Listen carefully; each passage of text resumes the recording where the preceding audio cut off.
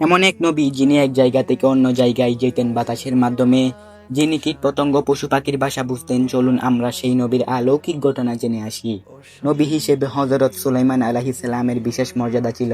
আল্লাহ তাকে পশু পাখি, কীট পতঙ্গ, জীবজন্তু ও জিন ইনসানের ভাষা বোঝার ক্ষমতা দিয়েছিলেন।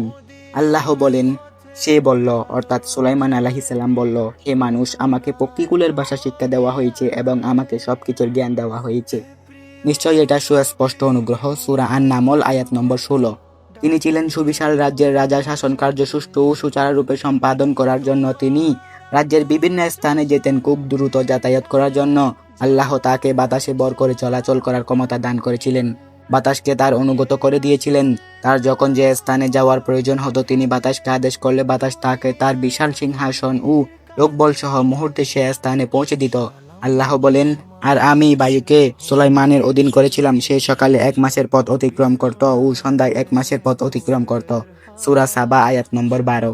আল্লাহ জিনদের মধ্য হতে এক দলকে হযরত সুলাইমান আলাইহিস সালামের অধীন করে দিলেন।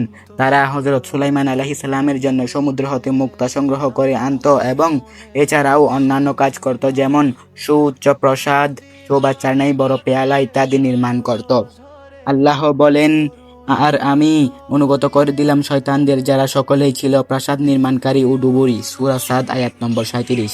তার বিশাল সাম্রাজ্যের গোয়েন্দার কাজ করার জন্য আল্লাহ তাকে হুদহুদ নামক একটি পাখি দিয়েছিলেন। সে পাখিটি তাকে রানী বিলকিস ও তার রাজত্বের সংবাদ দিয়েছে। এই সবই তার অলৌকিক শক্তির নিদর্শন।